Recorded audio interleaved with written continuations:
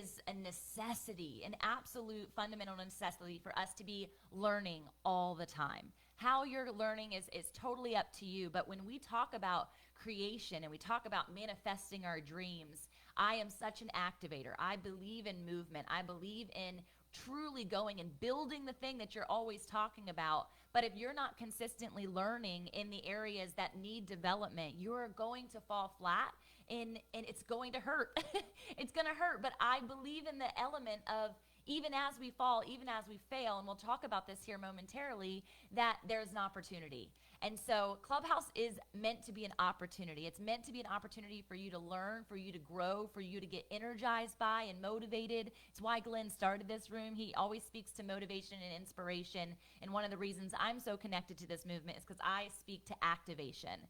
And that's the element of actually taking what you're learning and putting it into practice. We cannot build habits if we never try the habit, if we never start to do it, right?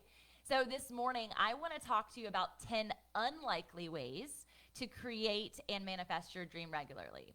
And I wanted it to be something that's going to maybe catch you off guard. It might ruffle your feathers a little bit, because that's an element of learning. That's definitely an element of entrepreneurship. If your feathers aren't being ruffled and you're not feeling convicted and you're not feeling like things are hard, then I would really question what kind of entrepreneur you are or what kind of business you're actually running, because it's hard every single day.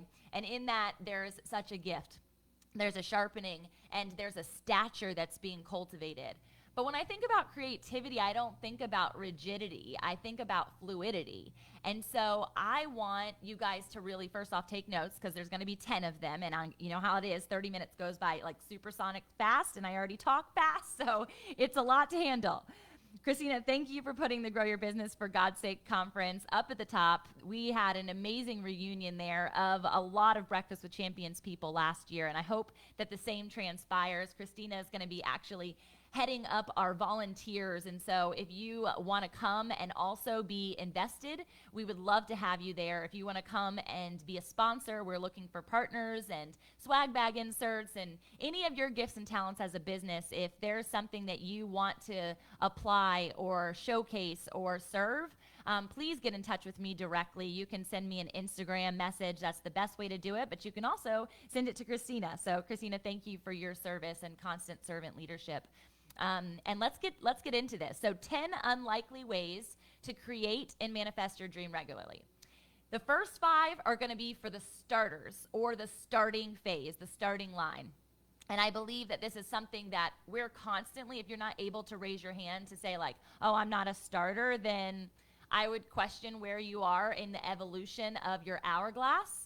If that means nothing to you, then we need to hang out more often, because I speak directly to an hourglass funnel. It's a part of my IP. It's a part of my MO with coaching. And this hourglass is the knowing that you're never stopping. Even if you're just focused on one avatar, even if you're just focused on one element of your business at this time, you should constantly be in this starter phase with these first 5. So here we go. The first one, because I love to play, is to doodle regularly. Literally, Disneyland, Disney World would not exist if Walt Disney didn't doodle. And so I think about open space. I think about the fact that if we can take a white piece of paper or a whiteboard or a huge, massive Post-it note, and we can doodle out our vision. We can doodle out where we want to go.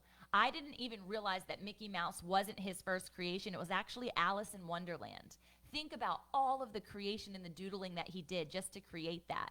But he didn't actually even start there. He doodled prior to just words, just letters. And that's how he worked in the ad agency area for a while. He was in media before we knew what media really was. He was doing 1-minute video clips prior to large pictures taking place. And so just realize that the power of doodling has gotten me into so much of what we do as a brand. My designer is a constant doodler, and that might be done in a digital space, but she's still always doodling, and that's how design is definite in your brand. And so doodle, play. If you have time in the airport, like get out a piece of paper and just draw. I watch the power that doodling has in my children's life. And doodling allows you to get outside of constructs, get outside, let's go there, I'm going to go there, I always do. Get outside of the boxed formulation of church even. What if you doodle about your faith more often? What would God speak to you in those moments? I've had so many visions, and visions are connected to doodling, where you're doing it without a pen and a paper, but you're doing it in the white space of your brain, of the atmosphere. And God speaks to me in picture. So if I was to take that picture and I was to doodle it out then into a business framework, which is what I do so much with my clients, I'm like, tell me what you see. Tell me what you hope for. Tell me what you dream about. And that is where we can create and manifest regularly. But it's not often a business coach strategy to say, hey, take out a white paper, we're going to doodle. But I encourage you to try.